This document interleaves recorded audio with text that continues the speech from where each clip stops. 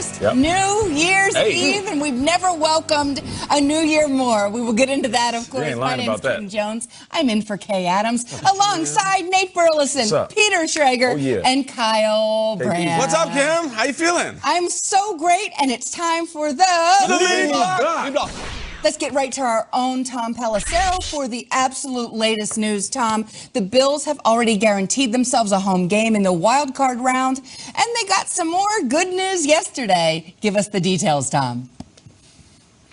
That's right, Kay. The Bills will be permitted to have a limited number of fans at their stadium for their first home playoff game since 1996. Through New York State, the club has been granted permission to host 6,772 fans for that game, which will be on either January 9th or 10th.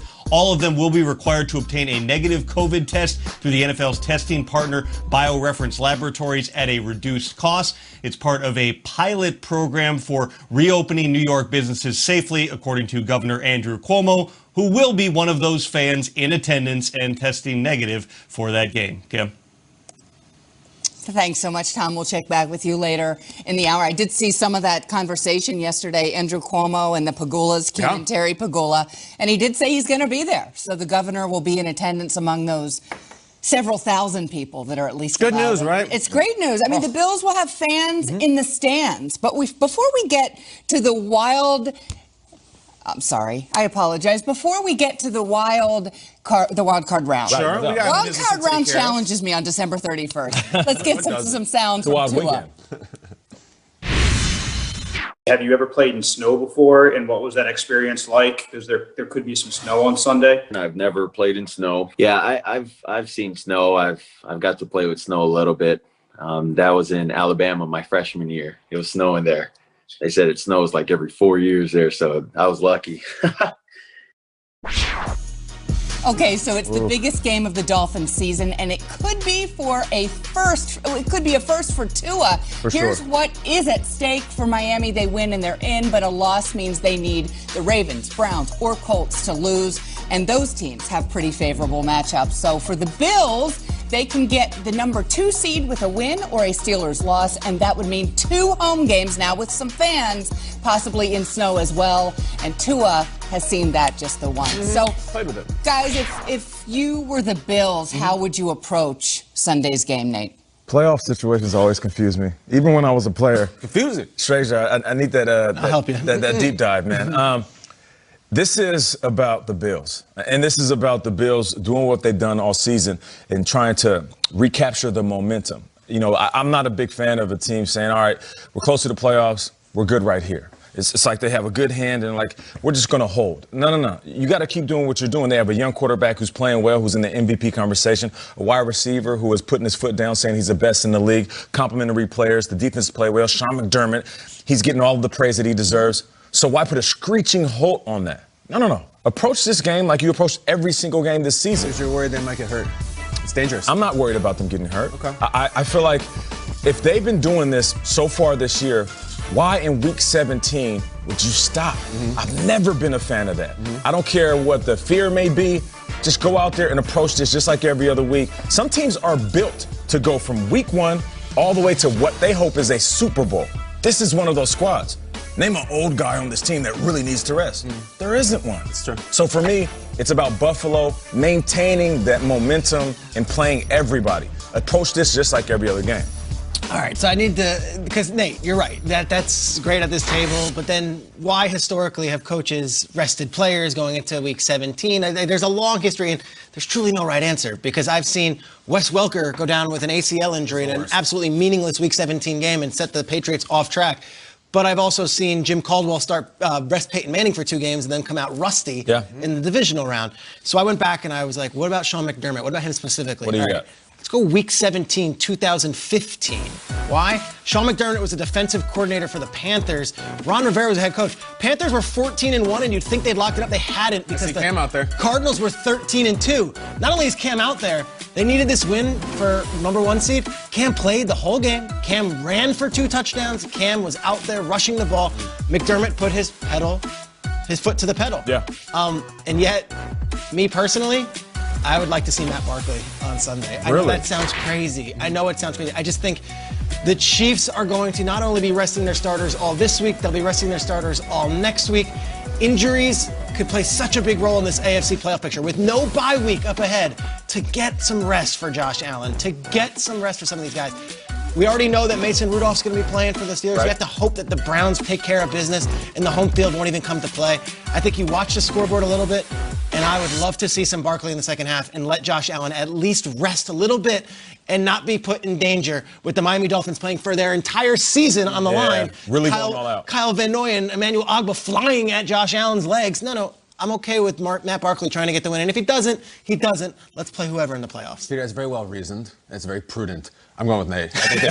I'm going to go the other way. I'll tell you why. It's not just the momentum. They also have something to play for. Understand the scenario here. If the Bills were to lose this game with Matt Barkley or otherwise, and Pittsburgh wins, Pittsburgh moves ahead of them, which means you go to the divisional round, Buffalo could have to go to Pittsburgh instead of staying home in the snow with the fans. Like, that actually really matters and is not that unlikely. A couple other reasons. You want to let the Dolphins in, you would say, well, don't let, if you have a chance to eliminate someone, get them out. If the Dolphins don't get in, I think most likely the Colts are getting in. I would rather have the Dolphins in than the Colts if I'm the Bills, just personally. Like, the Colts still scare me. I know they had the comeback against Pittsburgh. I don't want to play the Colts. I'd rather play Miami. And then also, Peter, I think the thing I really agree with is this is the classic let's go to the phones, rust versus rest, every year for the rest of time. Sure. Always.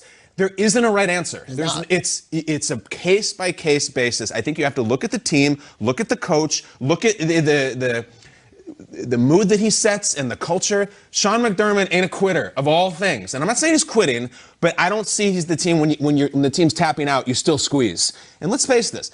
If you take away the Hail Mary loss, the Bills have won 9 games in a row. Their last loss was to the Chiefs. 9 in a row. So, I mean, they have not been truly old-fashioned beaten in 2.5 months. Keep going. Knock the Dolphins out. And to your point, that ain't Ben Roethlisberger right there. He doesn't need to rub some dirt on it. That is a child in the NFL with exuberant childlike energy. The injury risk is real, Peter, and that's the ultimate. If they were to have a terrible injury, God forbid, that would be infamous. However, young Bills, energetic, haven't lost. I think you stay on and keep playing them. And against the Patriots, Josh Allen not only wasn't sacked, he wasn't even hit. I understand Miami is going to bring it better and bigger because they're playing for something. I get all of that, but he is getting protected really well. Peter, I loved what you said in the second half. Yeah. I think at the very least, you put your starters out there. Maybe John Brown gets back out there for the first time. Hasn't played since week 10, I believe. So get him back out there. You might have to go without Cole Beasley. I think they're understanding that as well. But also, Bills Mafia, and they love that nickname, so they can have call them that. They absolutely deserve to see this team. It might be 6,000 of them, not even that, but they deserve to see this team play. And you know what? This Bills team deserves to hear some of those cheers. Sure. And I think it would be very cool, at least for a half, to see that in effect at Bills Stadium. I know, I'm really looking forward to covering that game. And to Kyle's point, say they go out there, right, and the Bills blow out the Dolphins. I think that works wonders for their confidence that they already have. Like, just imagine that. You're already looked at right now, as we're talking about the top teams. The Bills are on a heater, just like 5 other squads. But they go out and end their season, week 17, with a convincing win, a dominant win over a team that's playing for everything. You know what that does for that locker room? What if the Dolphins blow out the Matt Barkley Bills? What does that do? That's what I'm saying. Does it do anything, though? That's the thing. I don't know. No, it's not great. It's still a blemish. They lose 38-10. I know the game doesn't matter, but it's still a blemish. Versus, adversely, they could win this game and just walk away saying, we're not going to lose until we're done with Tampa. Like, you want that type of energy. Like, I like the streak energy. I like what he's talking about. Like, we haven't lost a game in forever. And if they can go out there and do that, and here's the thing, they could get a strong lead and pull Josh Allen. Does that not apply? And again, I'm just playing devil's advocate. And I know you are. And I agree with you. Does that not apply to the Chiefs? The Chiefs are going to be resting everyone. No one's saying, but the Chiefs are so hot. They haven't lost since the Raiders game. The Chiefs lost in week 5. Like, everyone's seen. They've been to the playoffs before. Yeah, there's a little different pedigree there. The Bills feel like they're still like looking at their own shadow. I'm like, wow, this is the playoffs. And I know they've been there too, but they haven't won. They haven't been through it. I think to have the cake and eat it too is what Nate is saying. You start all the starters, you get a lead, and you pull them. But who says they're going to do that? Miami's good. Like, you can't have that be the plan either. Miami's good. They can win the game. There was one great line I got on Twitter because I made the point that Kim made on the show.